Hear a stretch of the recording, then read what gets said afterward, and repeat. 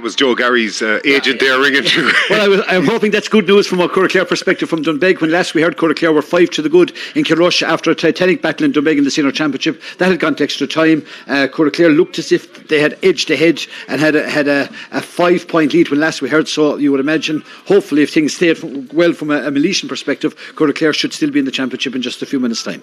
Yeah, absolutely. And it's just, we're about to be thrown in here. Eire Og in a kind of an away jersey, you could say. They're in navy and with a brand of green, and Kilmurray Brecon in their traditional green and red jerseys. Wayne King from St. Joseph's Door Bearfield is the man in the middle, and we're about to get going here. It's Kilmurray Brecon's experience versus Eire Og's expedience. So let's see what the next hour is going to bring. A place in the last 4 is the card for both sides in what is the most eagerly anticipated. And here we have a result actually from, and it's Clare that have won that after extra time against Kilrush. 2-15 to 1-14 have been informed. Not over yet, but very, very close to it at this stage. So we're about to get going here, and the ball is thrown in, and it's Darren O'Neill that looks to get highest above the ball. He gives it off to Kieran Russell. Kieran Russell just managed to get the ball in. Aidan McGrath trying to make ground, but the Eire Og have to go backwards instead. And this time it's Conor O'Halloran getting the ball down, and it's Conal Hanafine, the captain, getting them underway, and they're inside the 45-metre line. If Liam Curry puts in the teasing ball, Shane O'Donnell keeps it in, and that's a good opportunity for Eire Og. It's back to Shane O'Donnell. He gives it off to Gavin Cooney once more, and Liam Curry they're stuck in the right corner. There's plenty of Kilmurray men around them. They have to go back again, and it's Kieran Russell. He's on his own. He's on the 45-metre line. He gives it off to Cathal Darcy. He's making ground. He busts past the first player, but Daniel Walsh looks to have held him. He's got the advantage regardless, and puts the ball in the back of the net, but the whistle had already blown for a free. Wayne King judging that Cathal Darcy was fouled on his way in. Daniel Walsh just a bit of held him back on the shoulder, Joe. Yeah, he was held back there. Wayne King was right beside the action. He clearly signalled there was going to be a free in for Eire Og. No question or doubt about that, and it will be a first, you'd imagine, scoring opportunity. Good work inside, but good necklace of passes between Shane O'Donnell and Gavin Cooney, and just looking around the place, Michael O'Dwyer has taken his place as well at full foul on the Kilmurray Brecon side. He'll be partnered up there. Dermot Coughlin and Michael Hogan are pushing up as well. We will watch there was something happened off the ball as well that Wayne King has said we're going to have a chat with somebody. I think he might well have cancelled that free, has he? We'll find out in just a moment, but I think he has cancelled the free for something that happened after he kicked the ball, and I know Shane Hickey was involved. He's gone in to have a chat with the referee. So we'll watch the action, and it looks as if Wayne King has said, right lads, we'll have no nonsense whatsoever.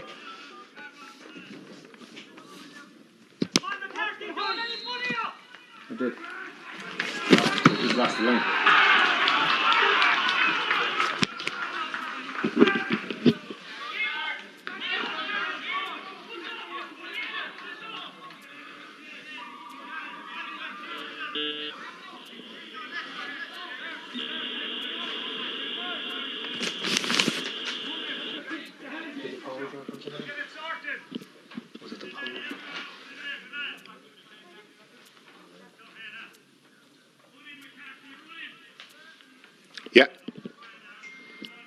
Yeah. Okay. We had a bit of technical difficulties, but we're back in. I think it was Joe Gary interfering with the line there, but it's nothing you missed so far, because Gavin Cooney has just put the opening score after 2.5 minutes, and Eire Og are 1 point to no score ahead. They're playing into the car park in at Clare. And here's David Sexton. He's about to kick out the ball for the very, very first time for Kilmurray Brecon. The matchups are really high, and the intensity is even higher here. And it's Kieran Russell that puts the ball down, but it's Michael Hogan that gathers possession, and he gives it off here on the right wing for Kieran Morrissey. He's making ground. He looks up for Daniel Walsh. Daniel has a look and gives it back to Dermot Coughlin. Dermot Coughlin still on that right wing. He's trying to make inroads inside, but Eire Og are surrounding him. Looks to be fouled, but just gets away from it. It's Aidan McCarthy. Aidan McCarthy still at that 45-metre line, but it's Keelan Sexton that gets on the ball, chips it inside towards Michael O'Dwyer, and that ball is brilliantly cut out by Kieran Russell. A real smash and grab to take there from him, and he manages to clear the danger, and it's Eire Og that burst out through it. It's Ronan Lanigan, and Ronan Lanigan again after Kieran Russell, and he gives it back to Niley Boots McMahon, and he's away, and they're still in their own 45-metre line, but they're managing to make a small bit of ground now, and it's Conor O'Halloran has that bit of speed. He's caught up though in the middle of play, and it's Darren O'Neill right around the centre, and this time he gives it off to Liam Curry is really making ground inside. He's burst through the 45. He's getting towards the 20-metre line, but is pulled for over carrying, and it's a free out to Kilmurray Brecon. Yeah, good refereeing by Wayne King. You know, he said to him, you had the advantage, play on, but once that 4 seconds had applied, Eire Og did take a couple of extra steps, no question about that. Free out to Kilmurray, and it's just interesting to watching the matchups all around the pitch. Keelan and Michael O'Dwyer instead of playing in a two-man full forward line. Marty, who was picked out there, obviously he was always going to be back at the back for Kilmurray Brecon, and right now it's Mark Killeen coming forward. He has the onerous job of keeping tabs on Gavin Cooney for the Eire Og boys. Will stay with the play, but Michael has kicked the ball away, and once again Niall McMahon mops it up one more time for the Ennis boys. Absolutely, and he gives it off to Eire O'Connor, and Eire O'Connor has a bit of ground. They have a lot of space there in their own full back line, but that's not going to be much to them in terms of scores, unless they're going to try and hold out for a 1 point to no score win, which is very, very unlikely. And it's Eire O'Connor still running. Now he breaks into the opposition 45-metre line. He gives it off to Conlaw Hannafin. There's still Shane O'Donnell and back to Cathal Darcy, but they're in a tight little nest there just around the dugout area, and it's back to Liam Curry right around the middle of the field. They're just going lateral for the moment. They're happy to keep possession and move it around, and they're not making a lot of ground there, but they're happy to still have the ball. And here we go now, and it's Kieran Russell. He is going to make it. He puts in a little pop pass towards Mark McInerney. Mark McInerney jinks one way, then the next has a shot. It's going to be a little undercooked, and it's David Sexton that gets out to it in time. He looks just right outside him where Diarmuid King is positioned, and he's going to relieve the danger for Kilmurray Brecon. Eire Og have plenty of possession in this early stages, Joe. They have indeed. Diarmuid King, it's good to see younger lads getting a feel of the ball earlier on, because that'll do their confidence good, and it should lead to a better game. Marty on the other end of the young lad scale is marching up the field. This man will never give a ball away, and no doubt he'll look for Keelan. He does, and he finds him right in the right corner. He's going to look up, and he pops a little pass inside. That's towards Daniel Walsh. Daniel Walsh just one gets goal. It's a goal! And this is simple as that, Joe. A ball in from Martin McMahon into Keelan Sexton. He spotted the overlapping run of Daniel Walsh, and he just tucked it into the left corner of the net. A beautiful flowing move by the Kilmurray boys, made here on the far side with a good fetch by David Sexton. And when something like that results at the end of a move that you've been involved in, it gives everyone a lift. They found their mean each and every time. Marty came right up the middle of the field, found Keelan a beautiful pinpipe pass, an absolute peach of a pass, but Daniel Walsh, kept his head, kept the ball quite low.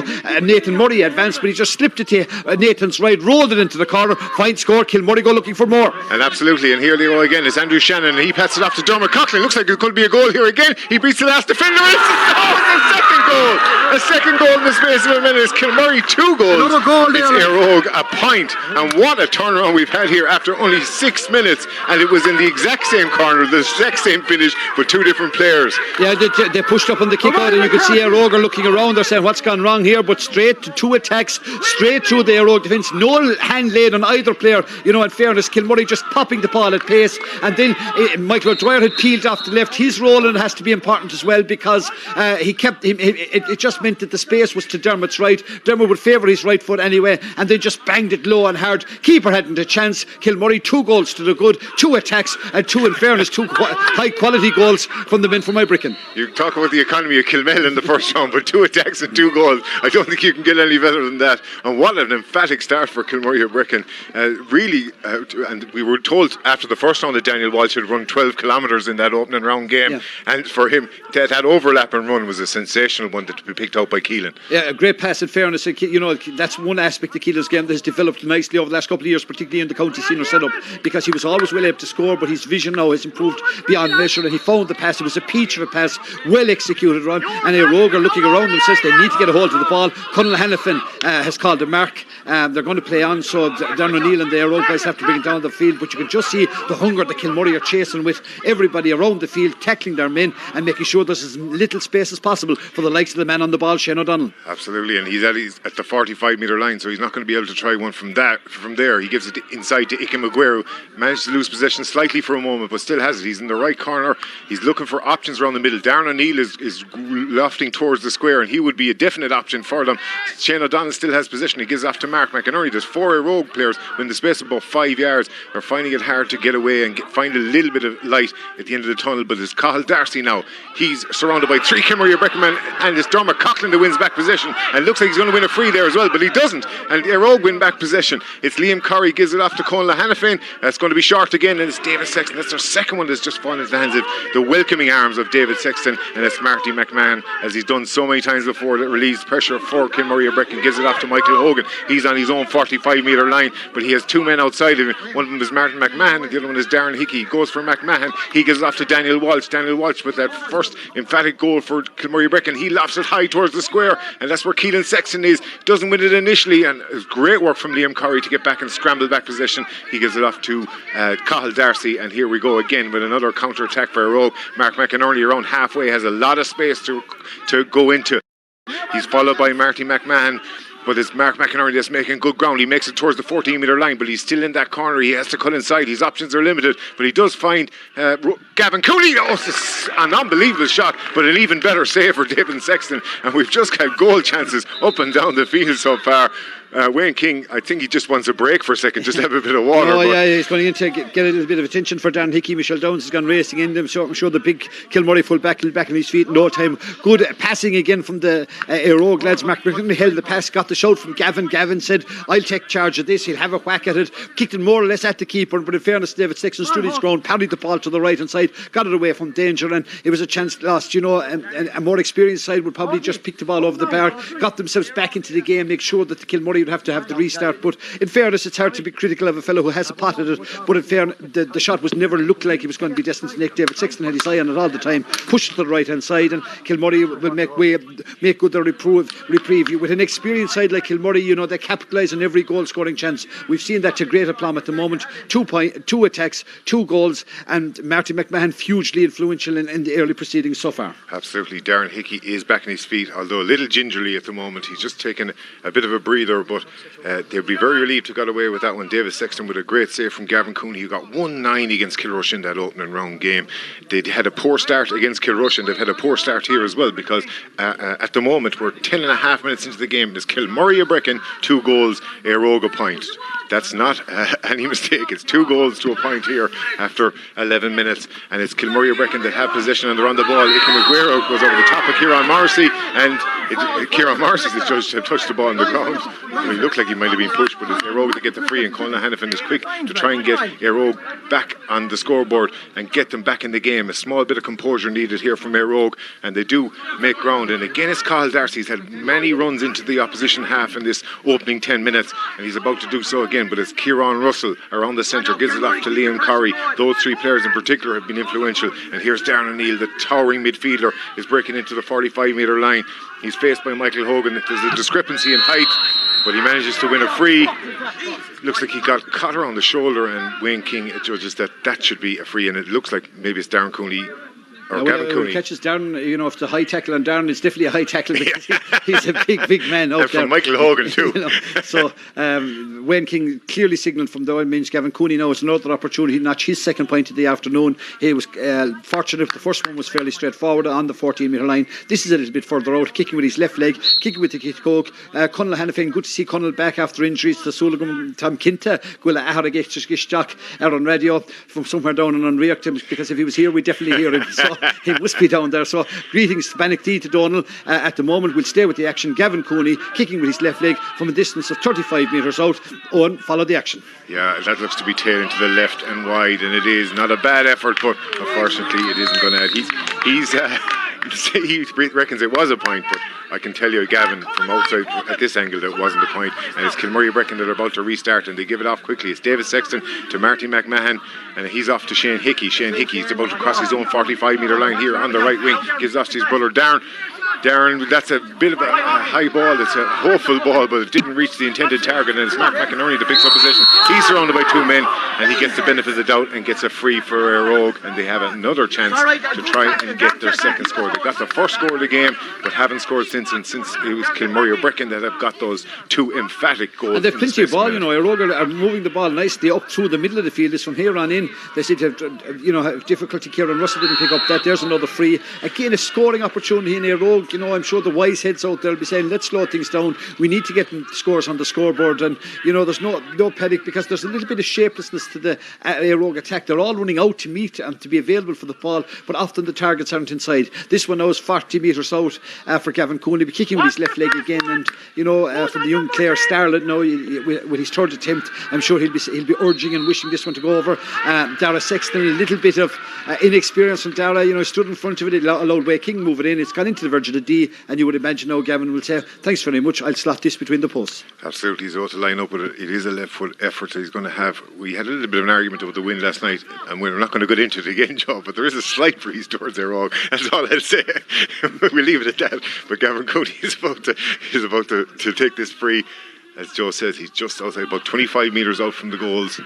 This time looks a lot more confident than it is. It's just inside that left post, and it means that Eire Og have got their second score of the game, a second free through Gavin Cooney, and it's now both teams have got 2 scores, but it's Kilmurray Brecon 2 goals. It's Eire Og 2 points. Yes, you know, and from a young side, from an Eire Og perspective, they have to make sure, you know, that they stay in touch, because when you're rattled with 2 early goals like that, because they're picking up plenty of ball around the middle of the field, the middle third, and you know, it's just that when they've turned over another Kilmurray ball right around the middle, so they've got plenty of ball going in, but it's just being able to capitalise on that, get Kieran Russell marauding down, trying to keep as much width as possible and expose the space for the pace of Gavin Cooney and Mark McInerney and Shane O'Donnell. But so far, you know, they're settling into the game. We're edging ever closer to the water break, of course. This is the fella, you know, that a lot of responsibility will lie on. Absolutely, and it's Kieran Russell that breaks into that 40 metre again.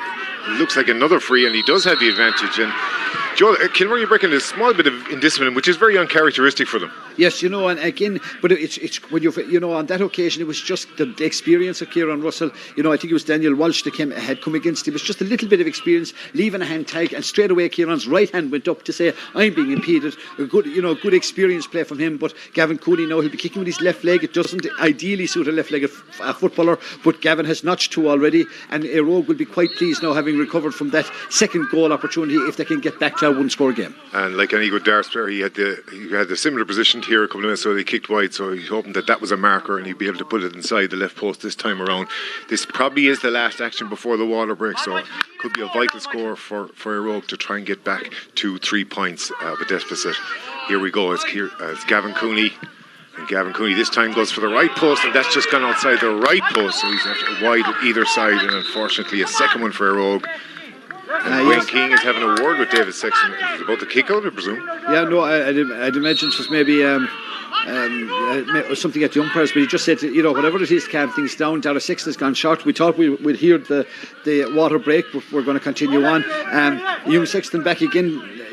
David Sexton, you know, you could see how confidence has grown, I'm sure, for that masterful display he had in the Milltown game. He's got help now with Jeremy King, and Kilmurray go raiding one more time. They will feel their scores if they can get the ball inside the Eire Og half, that there's plenty of space to be exploited there. Michael Hogan's been around a long time. He's gone looking for Mark Killeen. Has he overhit it? Well, that's going dangerously towards the sideline there. And it is a side. No, he put up the flag, he put down the flag. Eire Og have it, and it's Shane O'Donnell. They're playing on regardless. If Shane O'Donnell has the ball inside, he jinks past the one defender. He gives it to Darren O'Neill. He's an imposing figure. He's got 4 Kilmurray Brecon men around him. He gives it back to Shane O'Donnell. He tried to play in the pass, but it got in the way. It was a couple of bodies there that got in the way, and it's Dermot Coughlin that relieves the danger. They haven't been in the Eire Og half too often in the last couple of minutes, but they certainly breached it twice early on. And it's Andrew Shannon that has it around the halfway line, gives it back to Dermot Coughlin. Dermot Coughlin has Michael Hogan out here on the right wing, but he's going to play through Dermot King first, and Dermot King is ever edging. He's about 65 metres out from the Eire Og goal, and Michael Hogan gives in a ball towards Keelan Sexton. He's playing in a one-man full forward line at the moment, and he does win it right here in the right corner. Has a look, favours the left, but he's gone back on the right foot, and he's just jinking. He's very, very tightly marked, but he gets the ball to Dermot King and gets the 1-2 back, and he's going to have a look at the post again. Has another check and comes back out and gives it off sensibly to Dermot Coughlin, who breaks inside the 45 metre line.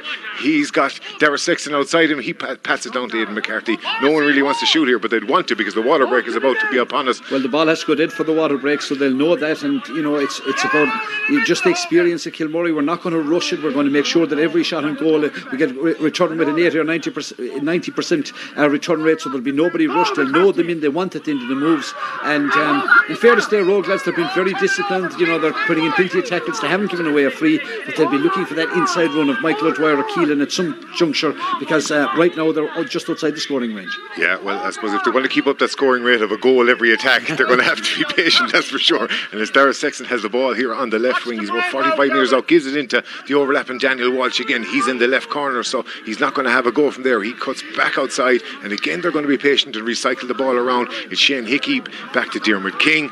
And he's just going to look at, there's no Eire Og men in sight. They're just going to tackle him once he gets around the 45 metre line. But it's Aidan McCarthy at halfway. He's going to be patient, give it off to Dermot Coughlin. Now there's a bit of an incisive run, a small bit of penetration, and Dermot Coughlin's going to have a go, and that looks to be sweet. He's about 40 metres out and puts it straight over the black spot, or in Clare it's the blue spot. It would have to be blue in Clare. Fine kick from Dermot Coughlin, and Dermot should know all about it. His mother's only from 2 miles up the road. I'm sure his grandmother Mary Mackin will be listening in and watching in on Clare TV as well. Fine score from Dermot, a goal and a point. Just saw his uncle Kevin passes here a few moments ago. He's standing here on the hill in Clare watching the action. There's the water break, and Kilmurray will go in. They'll be quite content because they didn't have the lion's share of possession, but they certainly have the lion's share of the value of the scores. It's 3 scores to 2, but more importantly from Kilmurray perspective, 2-1 to 2 points. Yeah, absolutely. It's 19 minutes, almost 19 and a half minutes gone here, and it's Kilmurray Brecon 2-1.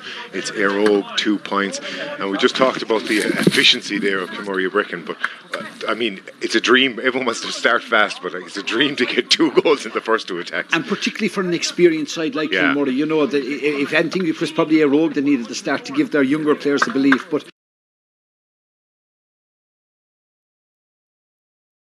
Kilmurray just ran at him, found it easy. Daniel Walsh's goal was a peach of a goal, in fairness, made by that pass by Keelan. He found him in space, rolled it into the right hand side of the net, and then Dermot Coughlin, Michael O'Dwyer peeled off to the left. It made the space on the right side, which is where Dermot would want it, banged it low and hard, and he's kicked that point as well. So they've started on a big plus, they finish on a plus as well, that mighty score from Dermot, so they'll definitely carry the momentum into the second quarter. Absolutely. And Kilmurray Brecon didn't have the best of starts against St. John's Milltown. I thought Milltown dominated the first 50 minutes, and it was Kilmurray Brecon, as the game developed, got further into it. So a big turnaround for them today.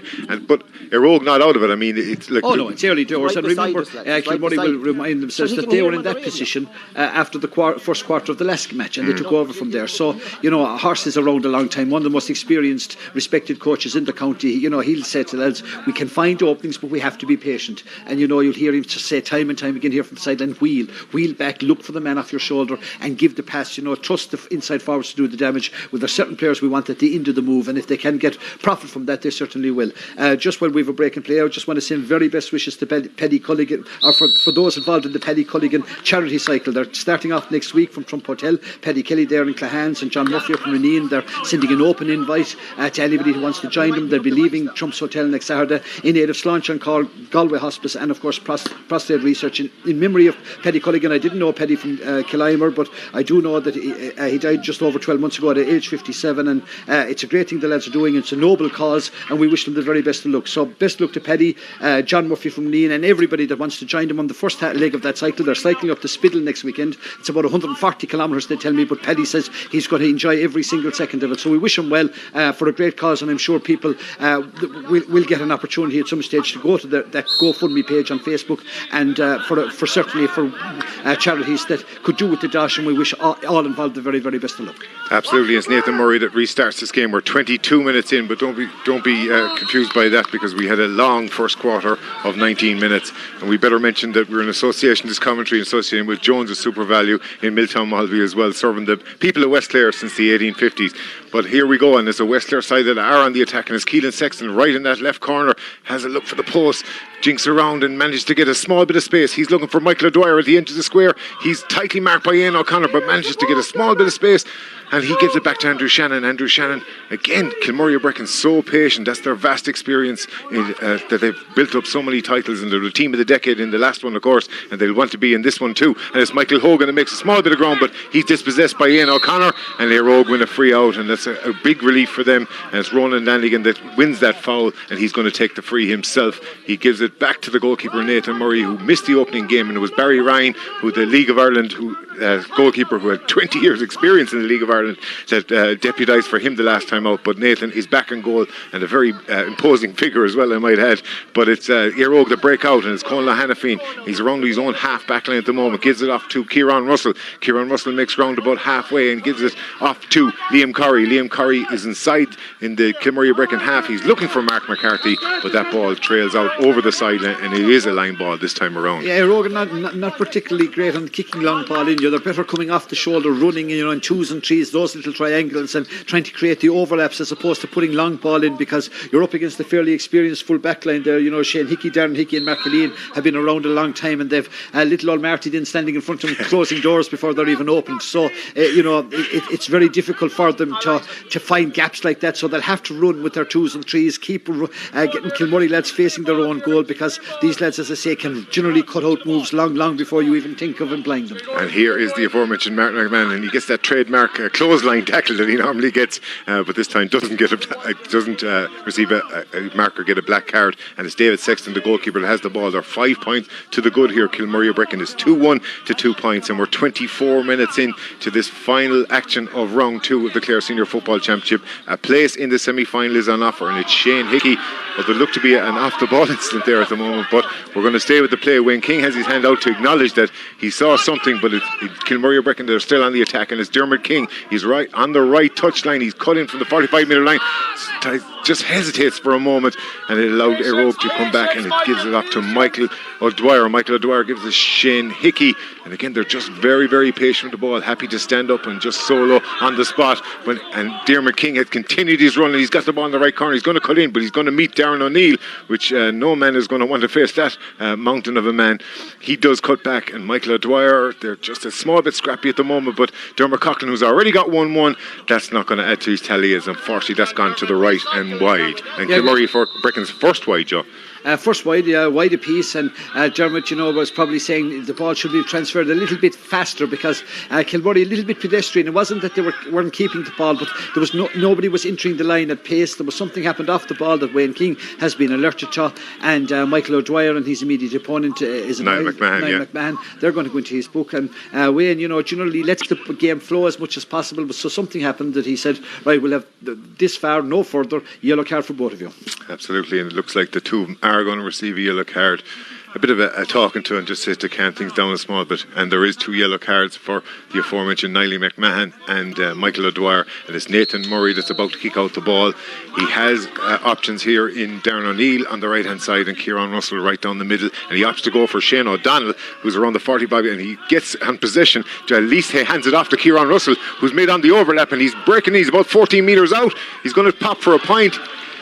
Was that over? It's unfortunately gone wide. Just went outside the post. No, Wayne King had signalled for a free.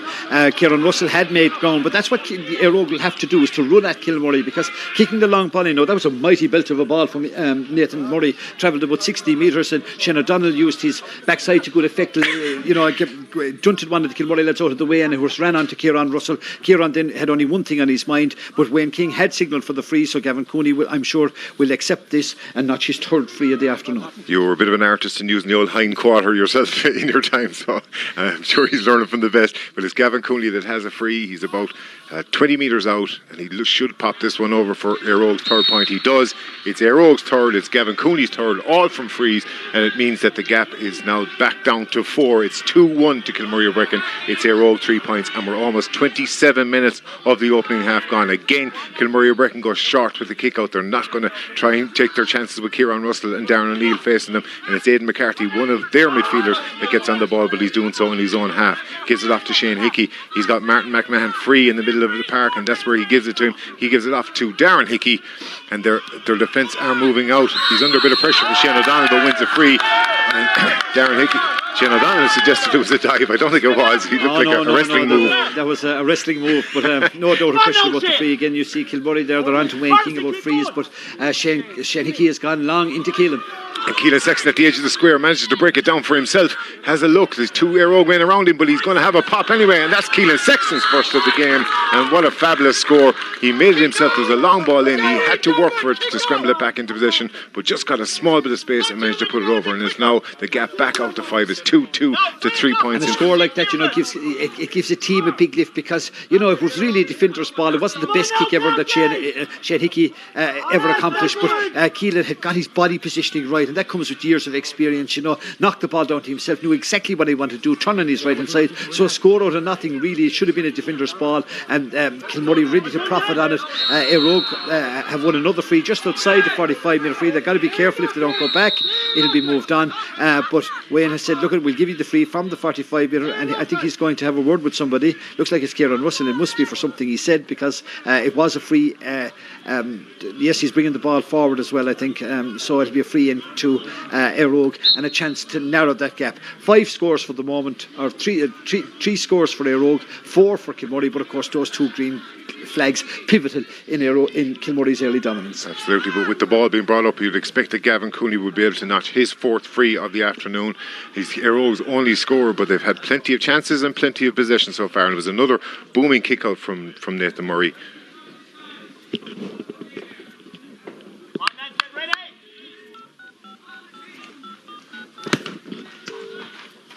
Huh? Go ahead. We're talking to ourselves.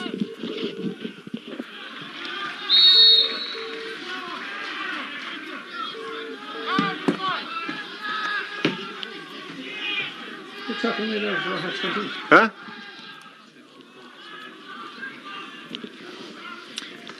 And here we go again.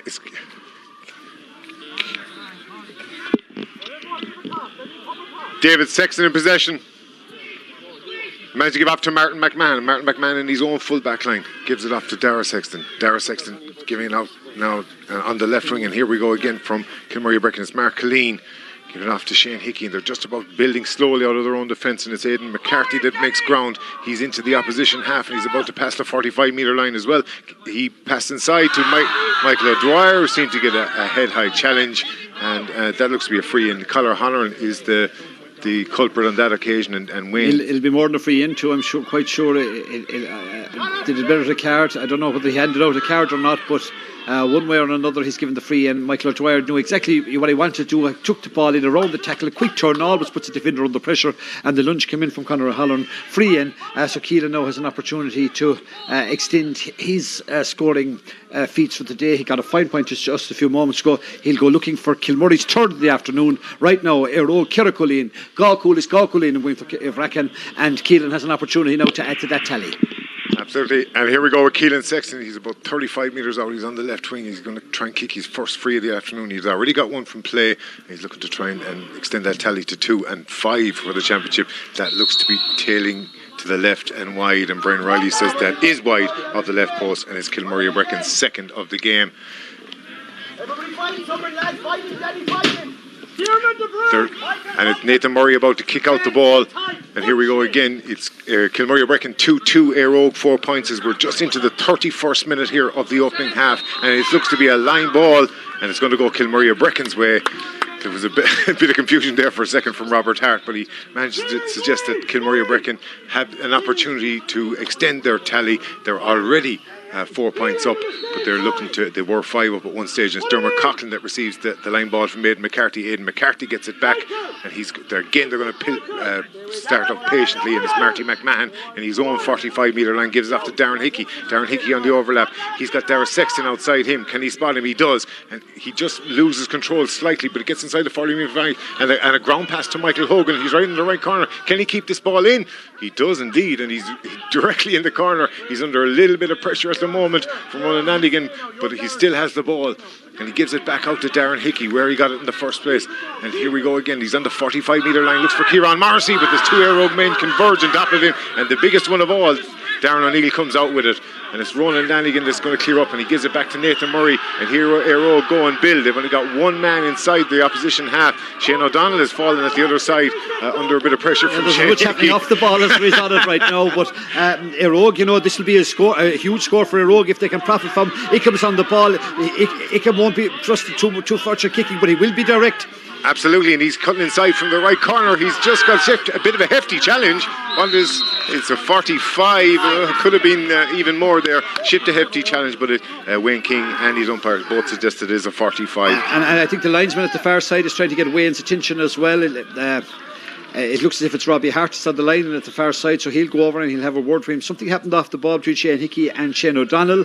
They're having a good chat about that, but there'll probably be more cards in the offing. We'll find out more in just a moment. But do you think the two players were having a chat, is it? The two boys are definitely having a chat over on the far side, and I think we'll just see who he's calling to one side. Yeah, it looks as if it's Shane Hickey, so we'll just see what happened.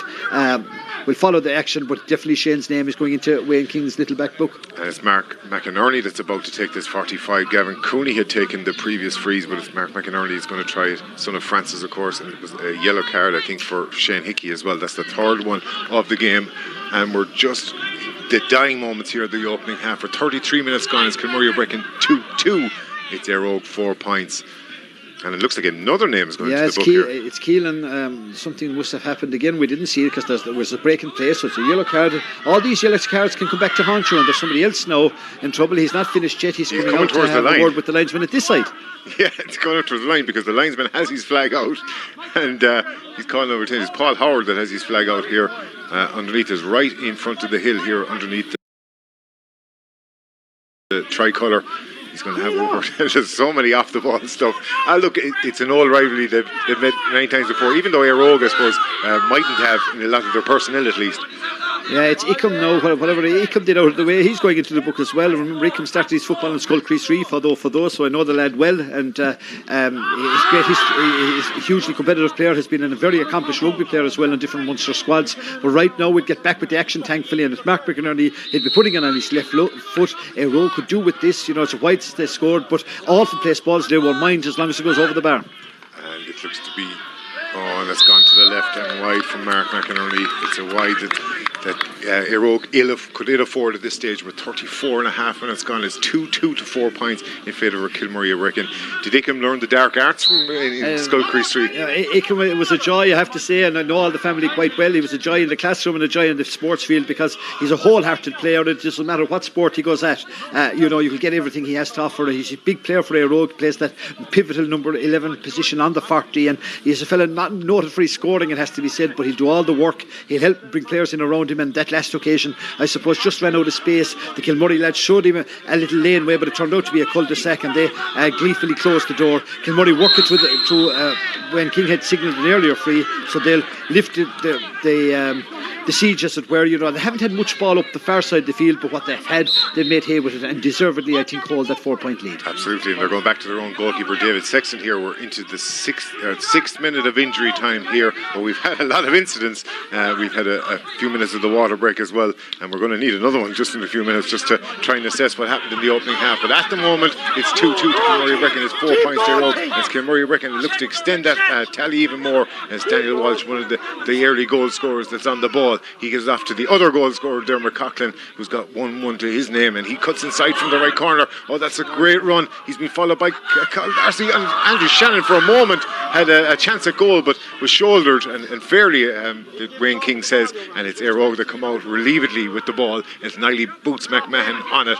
He gives it off to Conor Hannafin, and that's a head-high challenge from Michael Hogan, and Wayne King immediately goes to the book. What's he going to give here, Joe? There'll be another yellow card, I'm sure of that, Now, did he give a yellow early in the time for Darren O'Neill's? If he did, Michael no. I don't think he did. I think he ticked him, but this one is definitely coming his way. There's the yellow card for Michael Hogan, and Michael can't argue with it. It's those tackles around the neck. Nobody will try and justify him. And in fairness to Michael Hogan, he's a good ball player. It was just a mistimed tackle. Yellow card from Wayne King, and I don't think anyone in the Kilmurray camp could argue with it. No, but Conor Hannafin is still down, and it looks kind of worrying because he's not moving that much at the moment. It looks to be maybe his collarbone or his shoulder, so a little bit worrying for Eire Og. But they're just only seconds, you can imagine, away from the half-time break because we're 7 minutes into additional time. Maybe they're adding it on for the few technical difficulties that we had. Well, which or whether, we expected the game to be a little bit open. It's very scrappy, very stop-start. A lot of cards given out, and as I say, in tight games, they can have to come back to haunt you because both managements on the sidelines so near the action will be appealing for every tackle, as the game goes on. Right now, it's all about Eire Og trying to nudge ever closer to them. They're 2 to 4 points down. They will there's another tackle on the far side, and this time it's Kieran Morrissey, and I'm quite sure Wayne King will say, right, here's another yellow card. I hope he has a lot of yellow cards in that book, because he's given them out at an odd rate. And again, no one can question it. It was a good mistimed tackle, yellow card I think in the offing as well. And as I said, these things can have a habit of coming back to haunt you, so you got to be careful. I don't want to second guess Wayne King, but I don't think he's a yellow card for every individual player. I think it's just the one he's issuing to all of them, and he does receive a yellow card. It's a foul on Liam Corrie, and it gives Eire Og another opportunity to try and build an attack. But they first go backwards to Nathan Murray, who's standing about 40 metres from his own goal. He gives off to Eire O'Connor, who's about to make a lot of ground. He's a very pacey player, and he gets to halfway.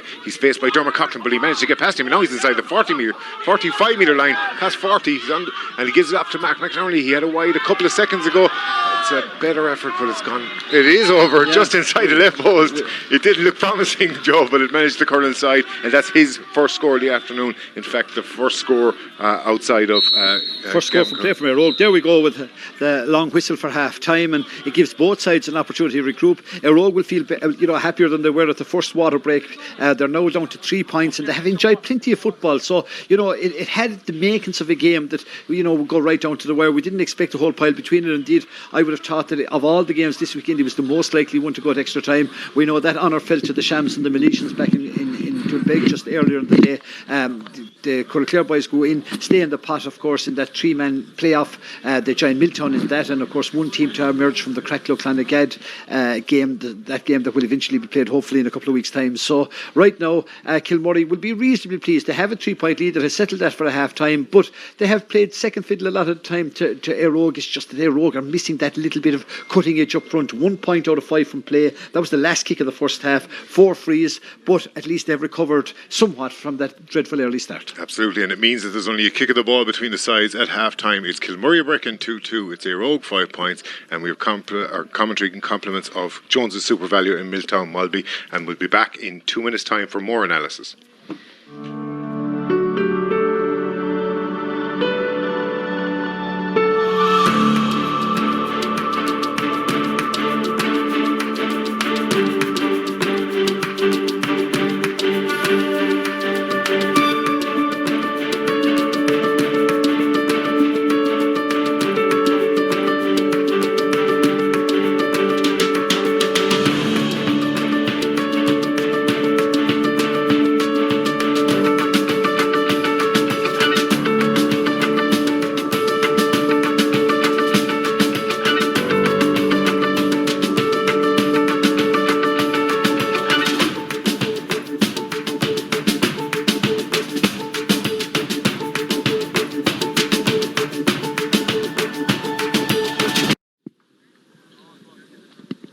And welcome back here to Pitchside to Court Clare. I'm joined here by David O'Brien and Martin Flynn here in what is we'll call it a tempestuous, hard-fought game round 2 game between Kilmurray Brecon and Eire Og, and Kilmurray courtesy of 2 early goals, or 2-2 to 5 points up against Eire Og. If the goals were taken out of this game, would we have a different... They can't be taken out of it. They're in it now, and that's it. I think Kilmurray are getting exactly what they wanted. They're getting to dictate the pace of the game. Eire Og are getting caught up in kind of stuff with them that Kilmurray will have no problem. Every time a referee's going to take out a book or something like that, it's going to waste a minute or two, and Kilmurray dictating the whole pace. Eire Og have got a couple of chances where they've broken through, but Kilmurray's discipline at the back has managed to close them down, whereas at the other end of the field, Eire Og are lacking the discipline of tracking a runner. We'll say, like, they've got bodies back, they're leaving a lot of space in front of Keelan, and even though they've bodies back, it's like people, you might as well just have cones lined up. It's kind of, they're there. When you get back, it's only the first part of your job. Then you have to track runners and make tackles, and they were caught twice for just standing up watching lads run past them, and that's not going to get you through in this game. Martin, I suppose after a promising Eire Og start, Gavin Cooney got a point from Clare. We thought we were going to get a concerted effort from Eire Og, but then Kilmurray Brecon threatened for the first time. They didn't get a goal, but then they walked through for a goal. Yes, very surprising how easy they managed to get through for the 2 goals.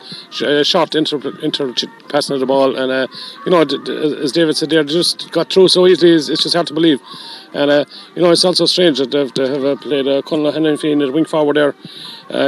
centre back or wing back into Clare's senior team, and an outstanding player, and playing wing forward, and when the defence has been opened up like that is strange, but they have their reasons, I suppose. They're trying to sit in the forward line, but it doesn't seem to have worked so far. And Cohen's not having much of an impact in the half forward line compared to what he might do if you'd think he was in the half back line as normal. Well, you'd expect him to shore up the defence there a lot better than what they're doing, and the Eire Og attack has shown very little so far. They've scored 5 points, and 5 points, and 4 of those are coming from frees from Gavin Cooney, and and their only point from play came in the last minute there from Mark McInerney, and Eire Og will be very disappointed with that return, and we expect more out of their forwards, and they need to get more out of them if they're going to get back into the match.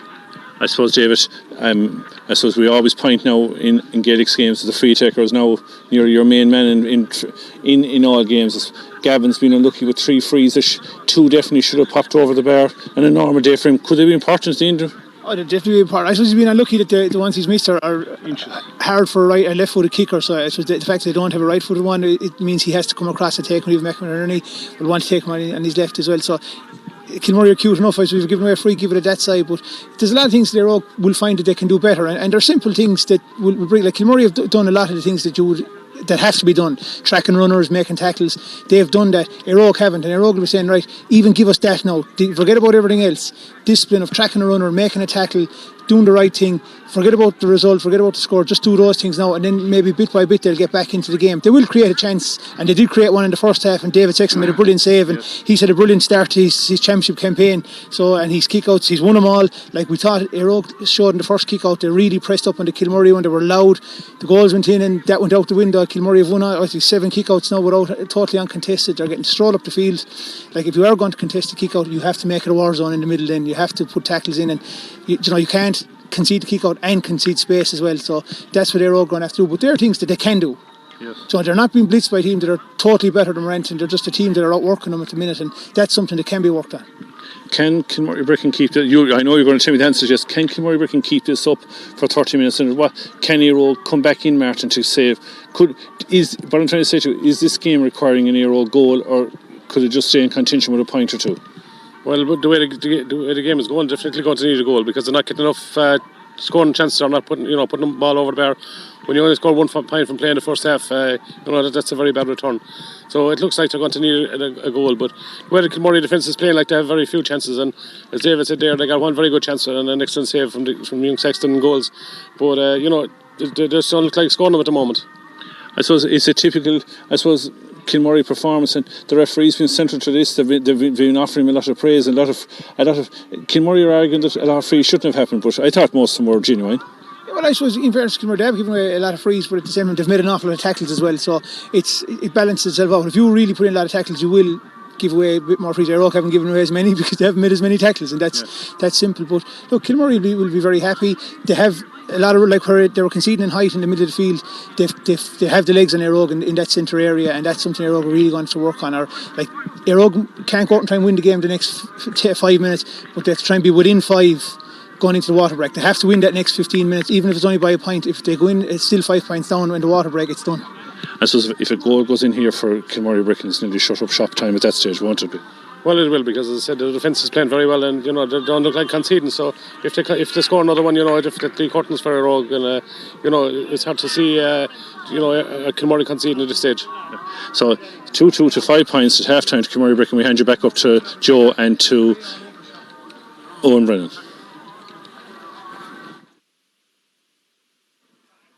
Two Moran, Darren Cannon. We'll see who's gone.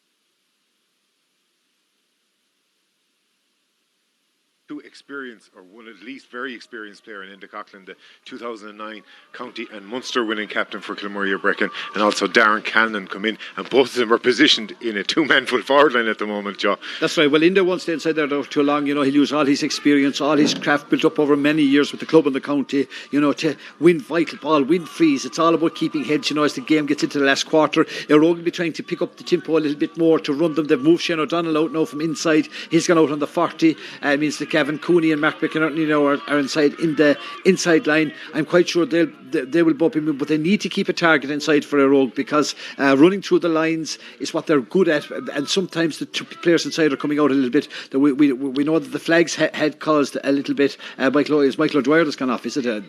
Not Andrew Shannon, so Michael O'Dwyer has left way. Michael O'Dwyer and Michael Hogan. Two Michaels have left way. Wayne King has the size 5 in his hands, and we're underway for, hopefully we'll see a little bit better action now, more quality football. Darren O'Neill is going striding right down through the heart, nicely robbed up by Kieran Morrison.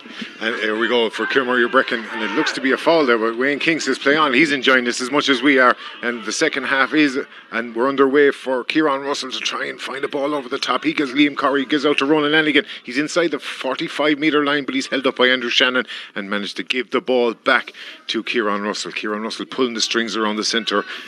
Liam Corrie is trying to make a bit of ground, and it gives after Ronan Lanigan, who does have a chink of light. He finds Shane O'Donnell, looked to be tripped, and it looked to be more of an awkward challenge than anything. I'd say Kieran Morrissey got caught in his own feet, because he knew full well the minute the whistle blew, he just ploughed into the back of him, no doubt or question. But I don't think it was anything intentional, just him to trip into the tackle, and it's an easy convertible free, you would imagine, for the Eire Og boys. They'll call on Gavin Cooney, and he should be notching number 6 in Eire Og, nudge ever so closer to Kilmurray boys, and it'll put Kilmurray a little bit on the back foot, because they know that even though they got the first 2 goals, 2 points won't be enough to win a championship match. Absolutely not. We're a minute into this second half, and Gavin Cooney's the opportunity to get his 5th point and Eire Og's 6th, and that would cut the gap back to 2, which would make things very interesting for.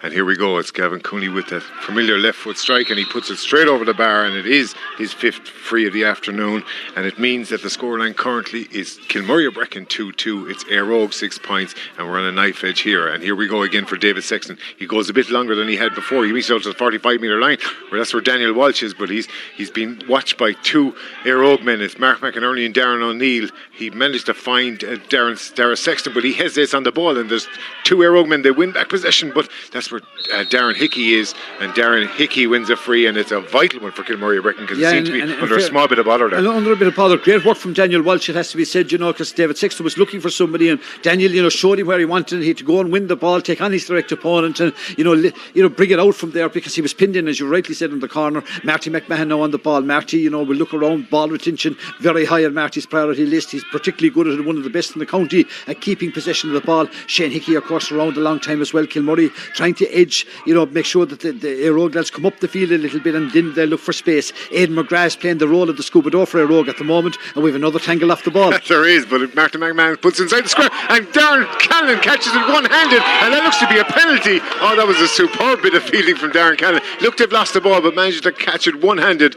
and those blonde highlights coming in for a great bit of use there, because he's after winning a penalty for Kilmurray Brecon. Yes, he's a big man, just put out his right paw and just scooped the ball in, and he had the left paw then to negotiate a standing position for himself, because he was going away from goal, and no question about it. Wayne King clearly signalled from very early on the penalty was awarded, and it'll be Keelan now facing Nathan Murray. Big moment in the game.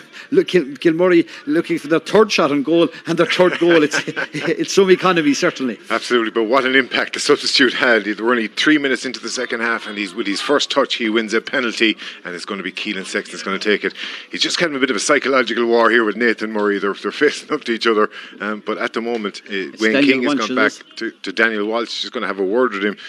He's just felt that he hasn't given out a yellow card in a while, maybe, or something like that. I don't know. Well, I'm sure there it is for Daniel Walsh. It means now, I think that 3 of the 6 players in the Kilmurray defence, even though Daniel has been playing particularly well around the middle of the field, and his direct opponent now is Kieran Russell. So, but a good young lad, Daniel Walsh, had a mighty county final last year, which stayed back with the action 13 metres out from the goal here at the lower side in Coraclare, the car park goal, facing into the hills of Bristol. Keelan Sexton versus Nathan Murray. Penalty, big moment. It is. It could be very, very decisive. Eire Og made a great start to the second half, but as Keelan Sexton that lines up, he plays into the left corner of the net. 3 goals have been in the left corner, and it's Keelan Sexton that has pulled Kilmurray Brecon into an emphatic lead. They're 3-2 to 6 points up. They've got 5 scores. Eire Og have got 6, but they've got 3 goals, Joe, and all early. And I'm sure Paul Madden will be scratching. He said every time we pull ourselves back into the game we can see another goal. But again, it was that long ball that Darren Callan, just a big man, got his frame in front of it. A good call all, obviously, to the management in Kilmurray. They brought Darren on at the last day. They worked well for him. Darren Hickey has won, or Darren O'Neill in the middle of the field has won a bit of ball, but it looks as if they've turned over again. The Kilmurray lads, when you bring it into the tackle, there's some big Ming out there. Marty McMahon there to profit again, and Kilmurray go raiding up here on the eastern side here in Clare. They do, and it looks like a free. No, Brian King says play on, and it's Kieran Russell that has the ball. He's just around 50 metres out on the right touchline. He gives it to Conal Hanifin. They're going to need a bit of leadership to come back into this one. And Philip Talty, who is on the field since the half-time break, gives it off to Kieran Russell. That's very much across the square, but Gavin Cooney almost does a Darren Cannon on it with one hand, but doesn't manage to get control. But Shane O'Donnell does. He gives it back to Darren O'Neill. He's a small bit of room, jinks off for his left foot, but manages not to shoot. And it's Mark McCarthy. It's a teasing one across, but it's cut out by the Kilmurray Brecon full back line, and they mop it up, and it's Shane Hickey inevitably bringing the ball out. He's approaching about 40 metres from his own goal. He's about to face Liam Corey, but gets the ball after Keelan Sexton, who's in his own half back line at the moment. He plays a low foot pass for Darren Cannon, who's not out to it first, but manages to give a bit of a nudge and wins it back again. He beats the first defender. He's going to go inside. He plays it inside. Oh, that's Enda Coughlin. Enda just hesitated, and now the shot is blocked down superbly by Aidan McGrath. And Kilmurray Brecon still have possession, but they lose it now, and it's a free out for Eire Og, and that was a good defence. Yeah, it was most on Kilmurray, like Darren Callan again. I don't know if arse is a verb, but he certainly used that verb to good effect, because just made the space for himself to clear the ground, and then he had the overlap. He passed a little bit behind Enda Coughlin. Enda had to check his run, and the goal chance then went with it. But good work from their old boys. They got back. They were fortunate they didn't concede a score. They'll go looking for one now on the far side of the field. Mark McInerney, son of Francis, of course, he's taken on Darren Hickey. It's the experience maybe against the youth over the far side. It's the experience wins out. Darren gives him a dunt out of the sideline. Kilmurray are breaking ball.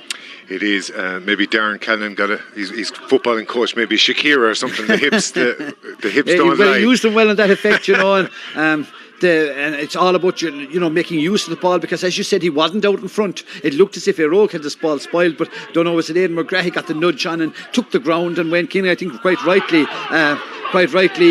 decided to play on. I didn't see anything. Daniel Walsh now, and Conal Hanifin a little tangle off the ball as well, and the linesman has gone on the microphone once more. It's more dangerous to be travelling without the ball, it seems, in a run than it is to travel with the ball, but it is Dermot Coughlin that has the ball, loses possession slightly, and it just allows Eire Og to come in, but Dermot Coughlin picks it up. He's got 3 Eire Og around him. He's at the 20 metre line, but he's adjudged to have over carried that one, and it's free out for Eire Og, and another good defensive move from Eire Og. They are down by 3-2 to 6 points. That's 11 points to 6, a 5-point gap. And the linesman is calling Wayne King, so Wayne is going out, and this time I think it'll be Conal Hanifin. I would imagine that he'll be going into his book. He hasn't got a yellow card just yet, but it's easier count the ones now that haven't. The ones that have.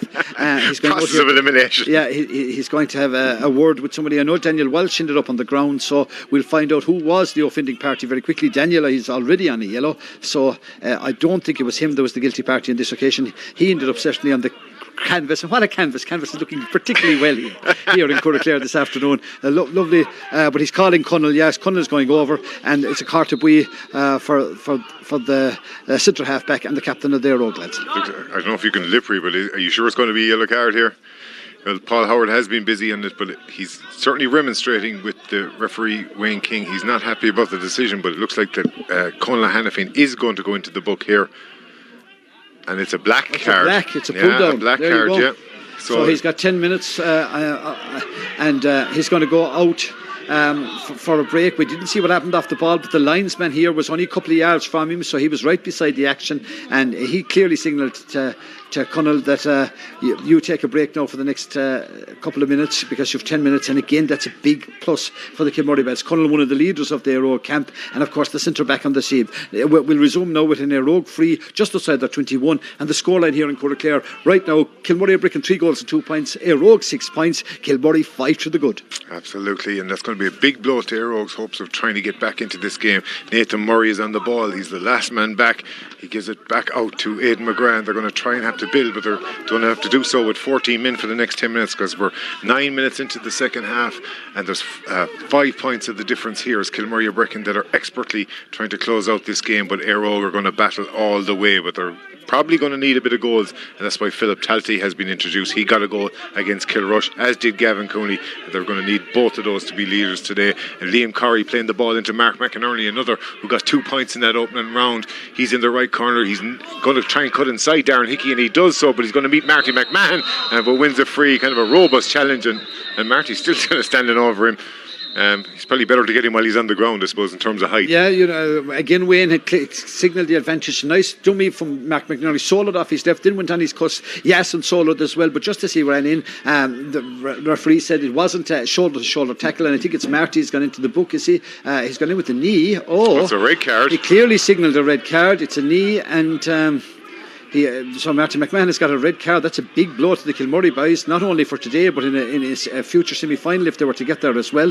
But it must have happened off the ball because he had clearly signalled for the free just before that. Absolutely, and that means that both teams are down to 14 men, but Eire Og will have Colin Hannafin coming back on in about 9 minutes time, but Marty McMahon has been sent off on the straight red card, and Kilmurray or Brecon are shell-shocked here, but it's Eire Og.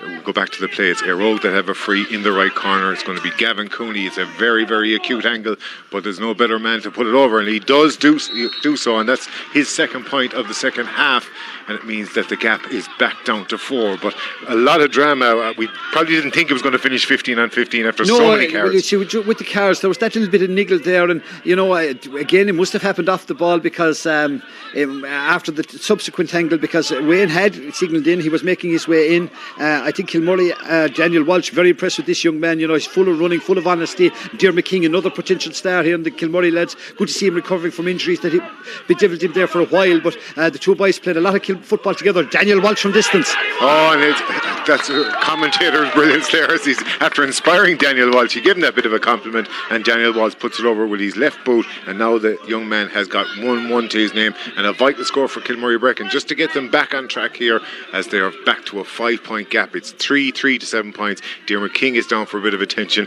There's probably a lot of between the grievances off the field and injuries and stuff like that. It's been a kind of a stop-start game to a lot of ways. That's true. It is a bit of harum-scarum, it has to be said, but you just look at the scores. Kilmurray or Brecon have 2-3 scored from play with the penalty. On the other side, Eire Og have scored 7.6 of those from frees. So, they're just that bit more accomplished in front of goal. That was a fine belt of a ball. Good, definite, honest belt of a ball from Daniel Walsh. Put it on his left leg, kicked it a fine distance straight between the posts. It's good to see a young player with that kind of confidence, and he's marking Kieran Russell in the middle of the field. He's growing into the game. Another tussle now there. What a catch. This fella's beginning to give a man of the match display. We saw what he could do in the county final, and he's beginning to spread those big shoulders now and lead Kilmurray into what they hope will be a semi-final of the championship. The more compliments Joe gives him, the better he gets. He's after feeling ahead of Kieran Russell. He gives inside to Keelan Sexton, and Keelan Sexton has got Kilmurray Brecon's second point in a row, and that's extended the gap out to 6, and that was a fantastic score that stemmed from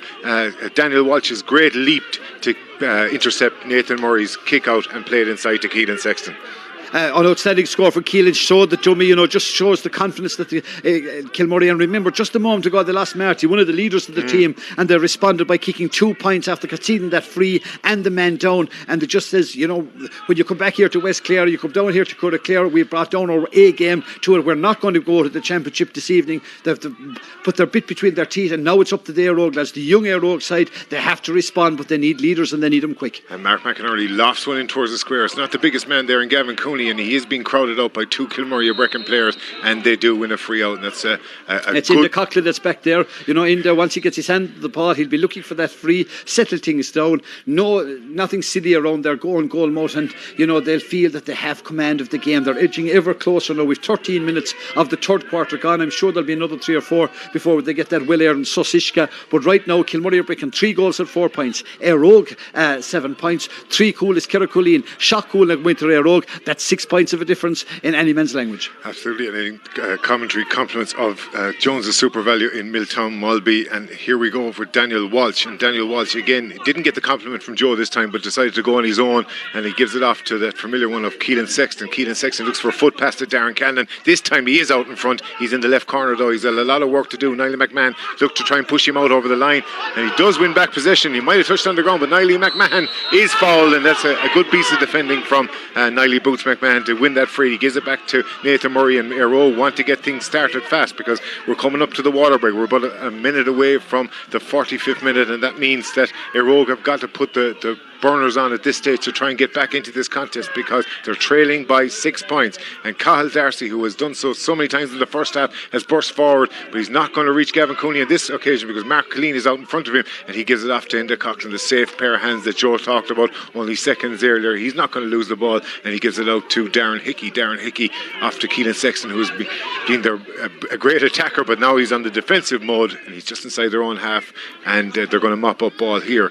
They're going to be patient because they're 6 points clear, and they're not in any rush to try and get it. They're down to 14 men, but so are Rogue momentarily, as they're going to have another at least 3 minutes before Conal Hanifin comes back on the field, and Keelan Sexton got a shove in the back from Shane O'Donnell, and it looks like Shane O'Donnell is going to join the multitude of cards recipients in this one. It might be a ticking because it was just a shoulder on the back. I think it's more of a ticking than a card, but what it will mean is that you just saw the experience, even on the management team here on the sideline, the minute Marty went off, play such a vital role, same role that Brian Curtin has perfected for Milton over the last number of years. Straight away they moved into Cockler back, so you were replacing like with like in terms of experience, good readers of the game, mopping up in front of the goal. They know that unless Eire Og get goals, it's hard to see them getting anything out of the game, and once again work it, be patient, nobody bringing the ball into the tackle. Keelan dances off his left leg, gets onto his right, takes the dunt illegally, says Shane King, the illegal dunt or Wayne King, and now it's a free kick for Keelan to edge them into a 7-point lead.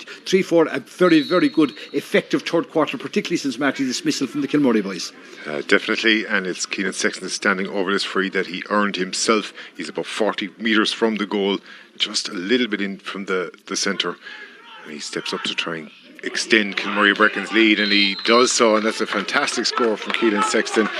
He's got 1-3 for the afternoon, and Kilmurray Brecken have 3-5 to the name in favour of Eire Og, 7 points, and we are 46 minutes in to this game. The water break is coming soon, but there's been a lot of incidents, a lot of injuries, so we're going to have to wait for a while. And it's the new man, Tyg Connellan, that is on the ball. He came on for Ian O'Connor just with that free, and it's Kieran Russell that's trying to make ground. He is one of those leaders in both hurling and football this year, and he does make ground on Darren Cannon. He gets inside the 45 metre line, he gives it off to Philip Talty. It was a lot of work to do, and Kilmurray Brecken clean up there at the back.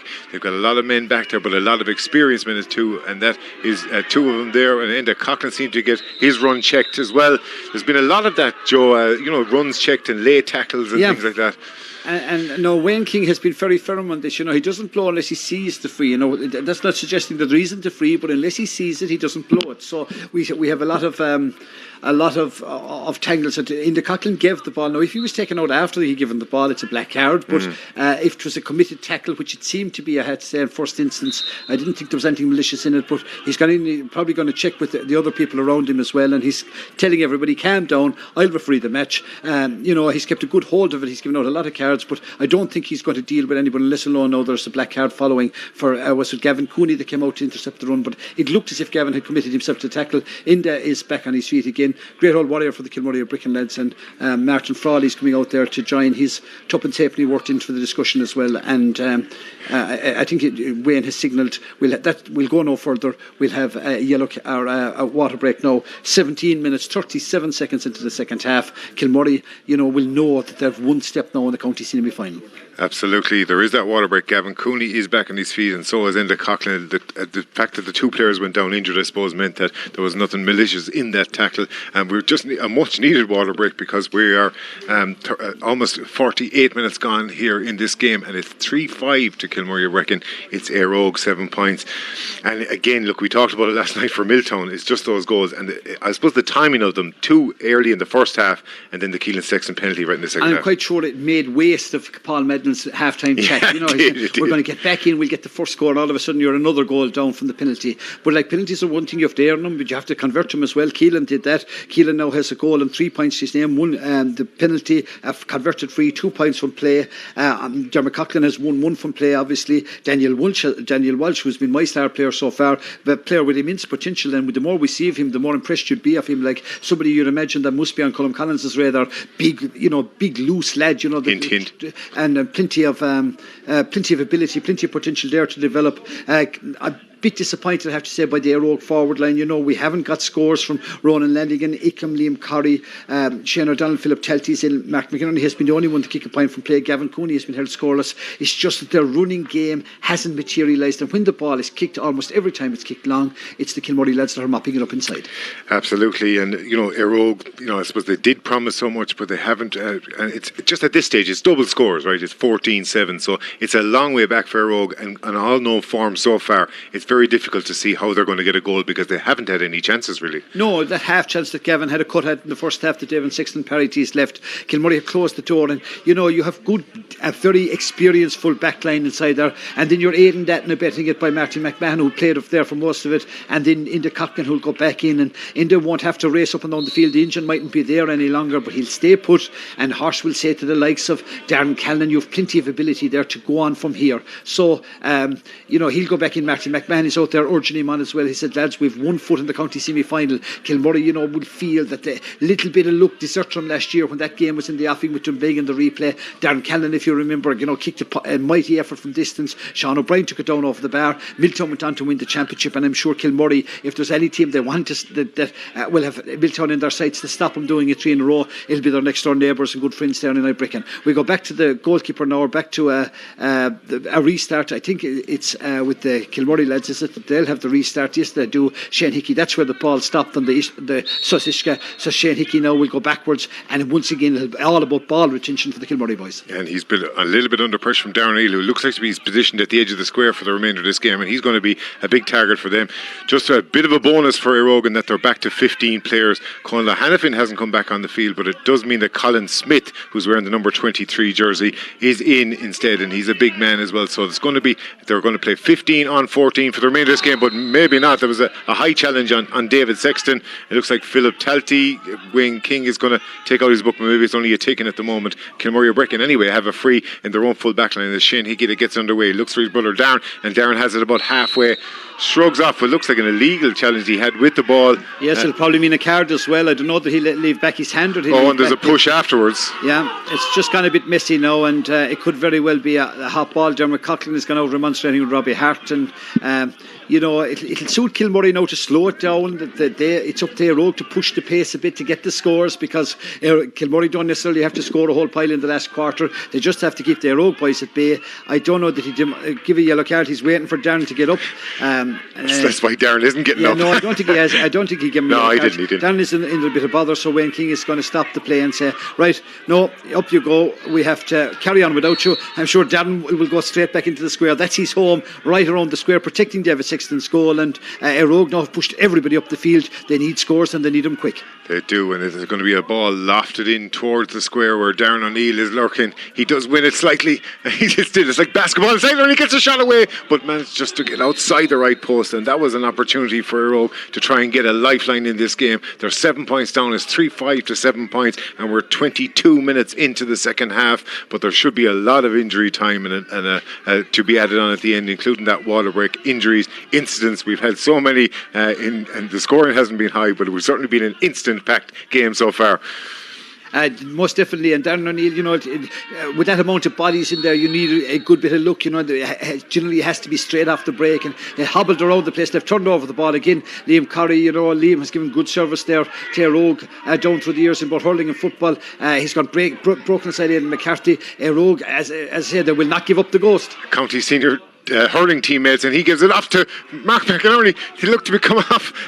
There's a bit of a scramble inside there, but Eire Og do have the ball. Tried an initial shot. Mark McInerney looks for a point, but that's very wayward, and Darren O'Neill is going to do well to keep that in, and he doesn't. Unfortunately for Eire Og, they did have a second goal opportunity there. It kind of ricocheted around inside in the square. It actually came off his own player inside there. It looked to be Ty Kinnan that it might have come off the back of, and Eire Og just not getting any breaks at the moment. No, not getting the breaks, and they needed a goal to get him back into the game, just to give the team a bit of confidence as well. His 7 points is a big margin. Kilmurray would consider a 2-point lead a big lead, So they've been around the block so many times. There'll be nothing foolish back there in the Cockton. We'll have everybody on their toes, everybody playing to the game, keeping possession of the ball, and Keelan comes looking when they need leaders to bring the ball up the field. Keelan will keep the possession of the ball. He finds a runner and once again lift it, slow down the tempo. Once they have the restart reclaimed, it's all about keeping possession of the ball and finding the man on it. Remember, they're playing one man less, but Darrell Sexton took his eye off the ball, I'm afraid, then pulls down McInerney, so quite rightly Wayne King points to the Kilmurray goal. And here Eire Og go on the attack, and it's Aidan McGrath in the centre, just around 40 metres out. He gives it off the ball, and that's looking for Darren Neal again. Instead it's Gavin Cooney, and Gavin Cooney was it Gavin Cooney? At least he got a point. Off his left leg, yeah. Got a point there, and that brings the gap back to 6. But it's still a long way back for Eire Og here. It's 3-5 to 8 points. We're 54 minutes of the game gone, and Eire Og once again have taken over possession. They've turned them over. It looks as if Mark McInerney has made his way off the field on the far side. Eire Og running the changes. Tom Russell there giving him a clap on the back. So we're looking at 24 minutes gone now in the second half, so there could be another 10 minutes left in this match. We'll find it out. The referee is signalling, because I think it's Niall Hickey that's warming up here in front of us. John Brew, the secretary up there in Kilmurray Bricken, has handed the slip of paper. Niall will go out and we'll just follow the play, and whoever will be coming off won't be coming off at any great pace, I've no doubt, but it looks like it's Andrew Shannon that's going to make way. Andrew Shannon makes way here, and it's a more experienced substitute that goes on in Niall Hickey.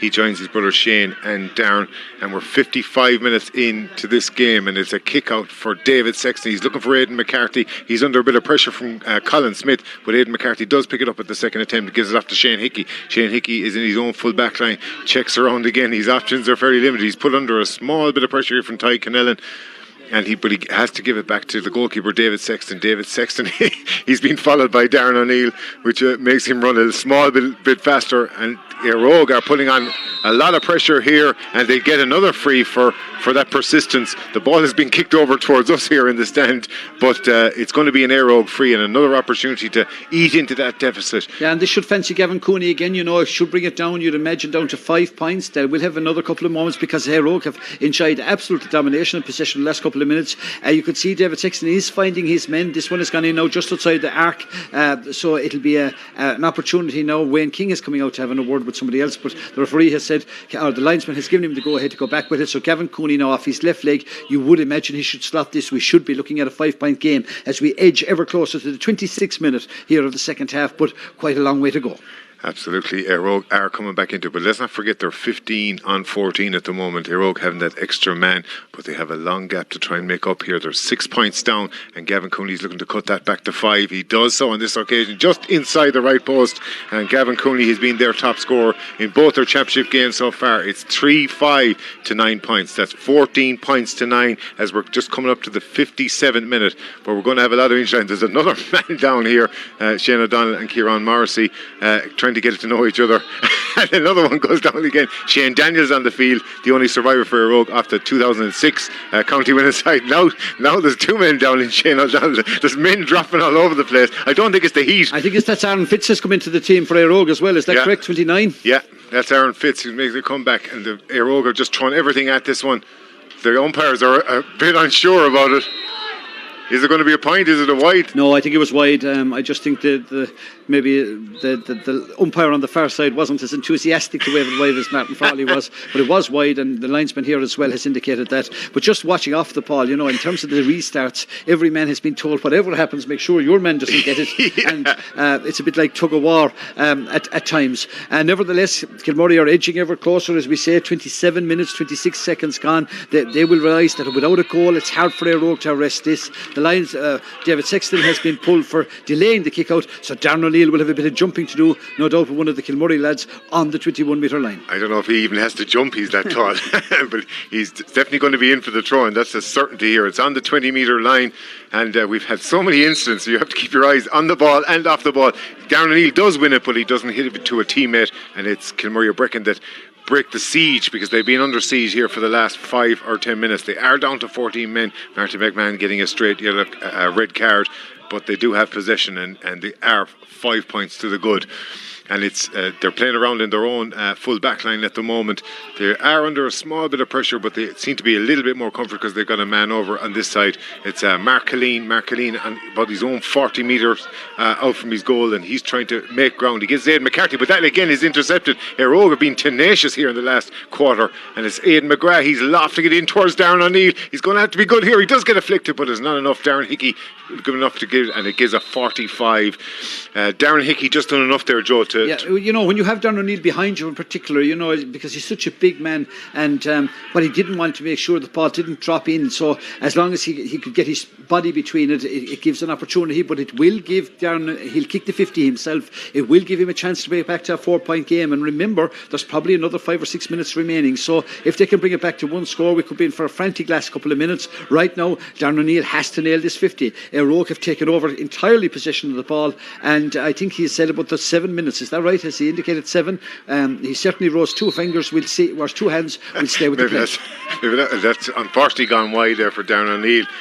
We're just coming up to the 59th minute here, and it looks like we're going to get 7 minutes of additional time. And we can't argue with it. We don't want it to end at this stage. It's just been such a compelling game. It's definitely pulsating. Lacked in quality a lot, but Kilmurray won't mind. It's all about getting to the semi-final of the championship, and that they know that Lissy Casey are there, St. Brackens are there. Kilmurray would be a big dog to be there. Certainly, they're the team that people wouldn't be in a rush to meet in the semi-final. They have a great record. David Sexton, once again, a very accomplished kicking again by the young goalkeeper, found his man Dermot King, and Shane Hickey around a long time. He's done many a gallop here in Clare up the middle of the field. Dermot Coughlin, once again all about possession, and they'll try and carve out another scoring opportunity. Dermot Coughlin with an incisive run. He's already beaten a player. He's made it all the way to the 14-metre line. He's not going to extend his tally in that occasion. He's gone to the wide, but that's not going to be much of a difference to Kilmurray Brecon. They're still 5 points up.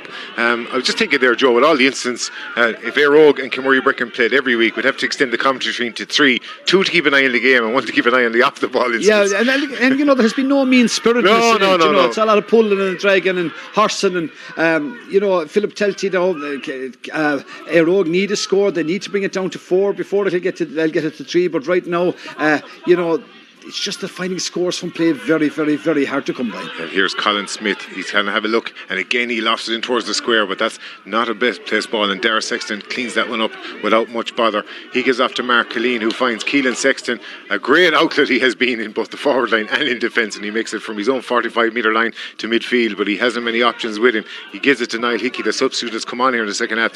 Dermot Coughlin has fallen to the ground like many others before him, but Darren Callan picks up position, and that has been a fantastic block there to ensure that he doesn't add to Kilmurray Brecon's tally. Cathal Darcy tried to nutmeg him, and it means that it's a 45 to Kilmurray Brecon, and that's going to be good to wind down the clock that bit more, because the seconds are ticking away. We're going 31 minutes in, and that's going to be another 5 or 6 minutes to go here in this game, but it's 3-5 to 9 points in favour of Kilmurray Brecon. That's 14 points to 9, a 5-point gap that Keelan Sexton will hope to extend to a 2-kick game in 6 points if he can convert this 45-metre line or 45-metre shot. He's got Paul Howard. He's just having a discussion. It's like a caddy for the golf. He's just having what shot selection he'll have. What iron will I use? Keelan's radar has been spot on so far. He's kicked many a score into that goal, and has already notched that penalty with aplomb. He's already kicked 3 points, one of those from frees as well. So he'll fancy his chances from here. It's quite a distance though, but Owen, you're right in line with it. Yeah, and here's Keelan Sexton. That's looking to be on target, and it's a perfectly floated one right over the middle, the blue spot as we're calling it now in Clare, and it does extend Kilmurray Brecon's lead back out to 6 points. It's 3-6 to 9 points, but we've still got about 5 minutes to go here with our commentary compliments of Jones's Super Value in Milltown Mulby, and it's Eire Og that are on the attack. They'll need to throw everything at it for the remainder of this game. There is no player outside of goalkeeper Nathan Murray in the Eire Og half, so it's all hands to the pump at the other side of the field, and it's Aaron Fitzgerald that again lofts a big one in towards Darren O'Neill. This time he does catch it. He's been brought down. It looks like an ankle tap, and it's a free in. He's looking for a penalty, but it looks like it's going to be a free, Joe. It looks like it's a free on the 14-metre line. Eire Og, again, they needed that break because the ball had fallen. I think it was to Philip Telty, but it will be a 14-metre free now. Darren Hickey, I don't think he's on a yellow. No, it's on a black card, so he's been put down. So Darren goes off the field, and it looks as if it's going to be a 14-metre free. Yeah, Kilmurray Brecon about to finish this game with 13 men Darren Hickey just gone off with a black card, and Wayne King just having a bit. There's a lot of discussion there. There's a lot of players in the huddle, but at the end of it, Eire Og are going to have what is a 14-metre free.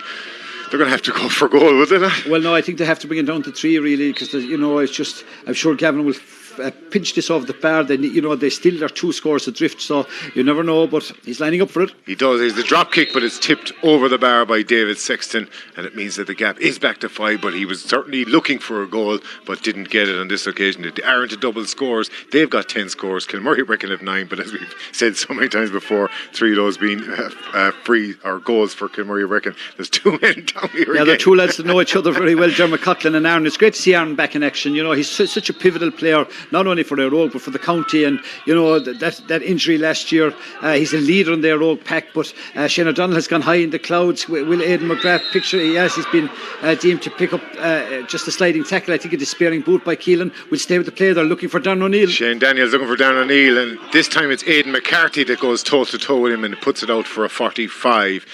Shane Daniels there with a lofting ball. They're looking everything in towards Darren O'Neill, as you'd expect, a towering figure there at the edge of the square. We're 4 minutes into injury time here of a possible 7, and Eire Og are underway.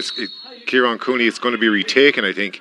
They want to go back out there. Eire Og don't want to waste any more time. It's Aaron Fitzgerald who's going to take this 45-metre free, and he's going to leave it to Gavin Cooney. All 13 players that Darren Cannon is a lone voice up here. He's like a beacon. Would stay with it. Gavin Cooney from distance looks as if it's going wide.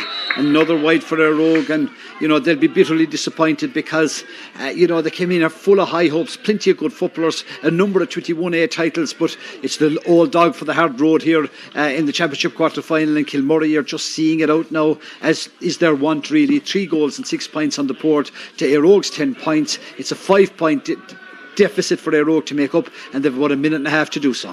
The social distancing is not a factor here in Clare. The players are literally wrestling each other in pairs. It's like a training drill, but it's Kilmurray Brecon that crucially have the ball and have a 5-point lead as we go in. Aaron Fitzgerald does pick it up, and he's the only man in his own half at this stage.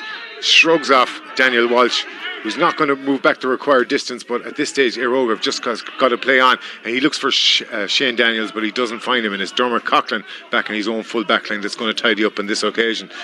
He's got a solo out, and no better man to bring the ball with him, and he gives it off to Daniel Walsh, who, as Joe mentioned, has already had an impressive display. He's got 1-1 to his name, and he gives it off to Dermot Coughlin, who also got one of the aforementioned goals. He's surrounded by Shane O'Donnell.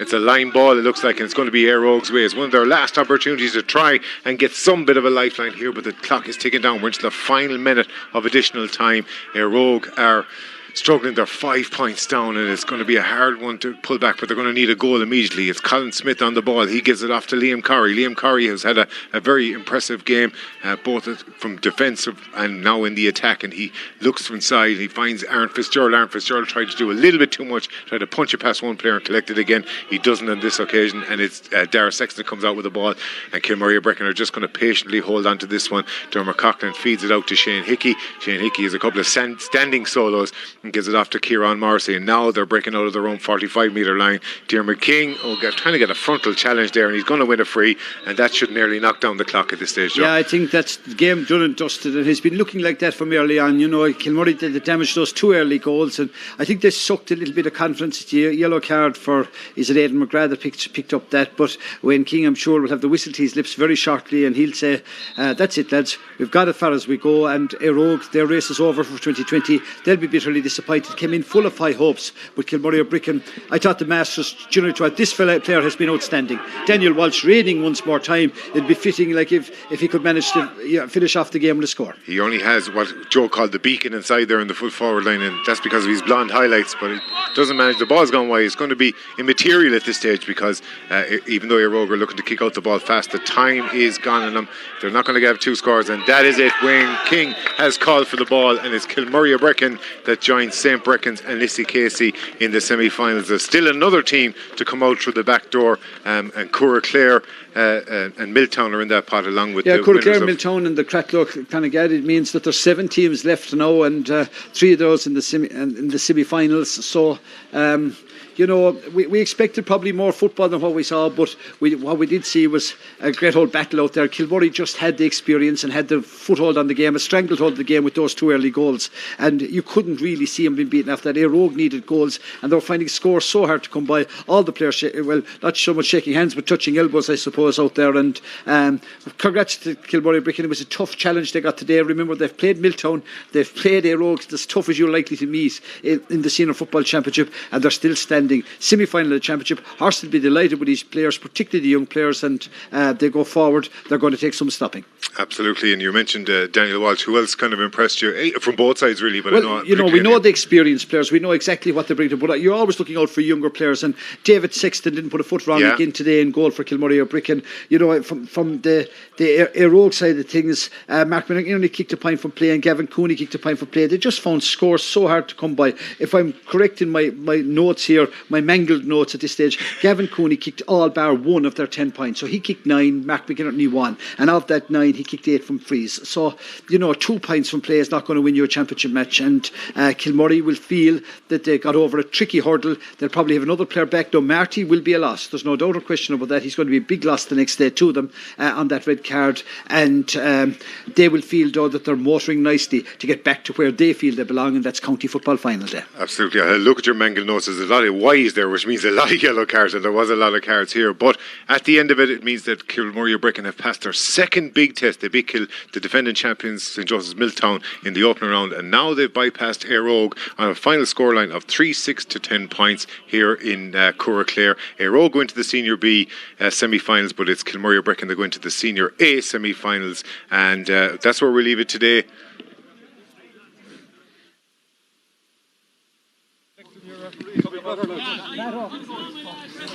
And thank you and welcome back here to pitch side for a full-time score here. It was 3-6 to Kilmurray Bricken, 10 points to Eire Og.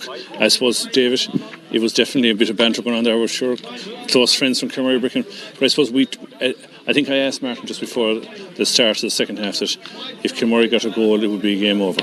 Yeah, it was, and it was something we said all before the game. Like, if Kilmurray were given the opportunity of dictating the play, this is what was going to happen, because it's a very young and inexperienced Eire Og team. They learn an awful lot from today, because it was an education in how to manage a game. Even when Martin McMahon was sent off, nothing changed. They just played. Even the young lads, you can see with Kilmurray, they've bought into the whole thing. Keep the ball, no one shoots under pressure.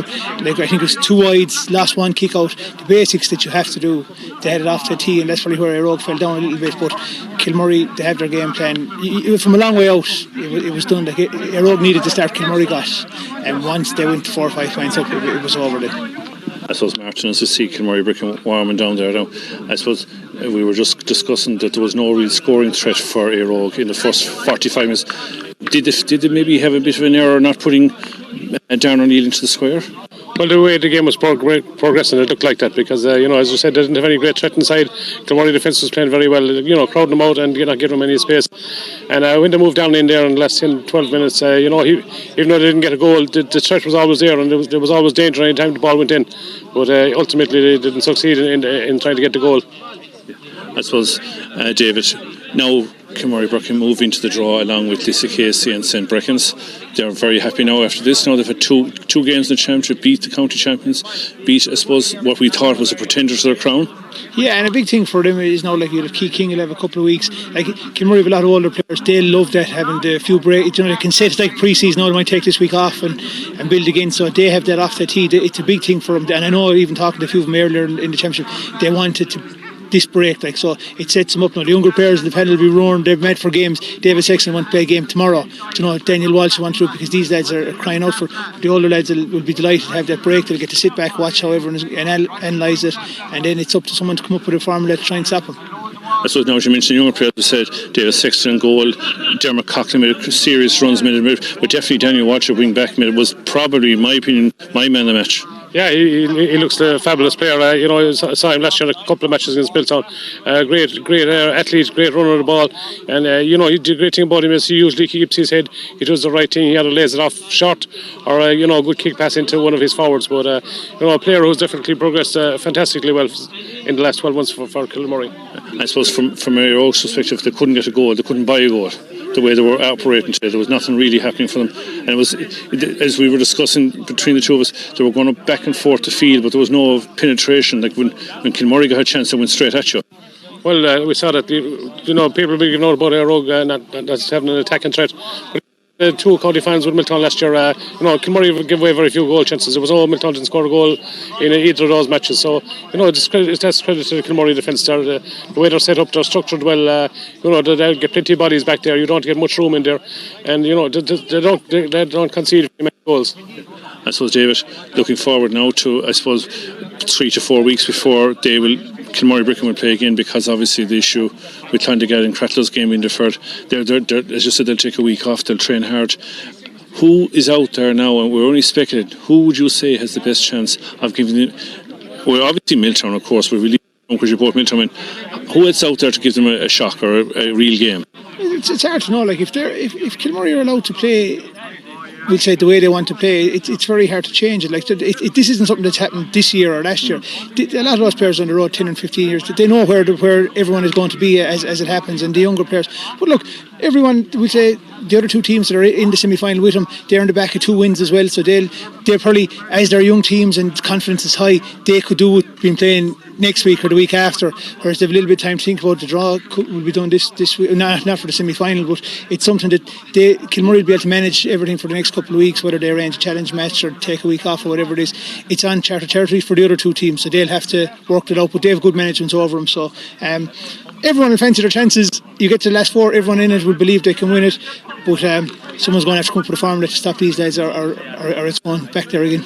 So we look to the loser side of it. We have Clondigad have to play Cratlow, we have Clare in the draw, and we have Milltown in the draw. So whoever's going to get the 2 games there will either be tired or well ready for a semi-final.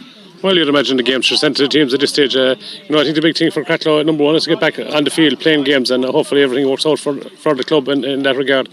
But the big thing I noticed the last day is that the players are missing. Augie Murphy, Sean Collins, and Colin McInerney. If they get those players back, Cratlow are match fine, but providing that the amount of matches doesn't catch up with them. Definitely, if Colin McInerney was playing the 2 points, would surely be worth it. I suppose finally, before we conclude, it hasn't been a bad weekend. In fairness, most games were competitive enough. Yeah, well, it's good attacking play. Like both teams today tried to attack. Last night, Dunbeg and Milltown was an open game. Like it wasn't like teams just sat back, and it was a good high scoring game. There could have been a few more scores. I was at the Lissy Casey and Kilmehel game. Lissy Casey were very impressive. Kilmehel probably didn't get out of the blocks as much as they'd like, and they're a young team as well, so they'll get better. And they have a few players that will come back into it. It was a good the high enough scoring back in Dunbeg as well today. So it's been a good weekend maybe not a great weekend for defensive coaches, but a very good weekend for people going to getting value for watching games or something like that. So it's something, and it augurs well for the rest of the championship. The games seem to be open, and conditions are probably ideal this weekend. Maybe in a month's time it could be a little bit different, but it's been a good championship. I think anyone that's seen the games will think that the quality has been reasonably good.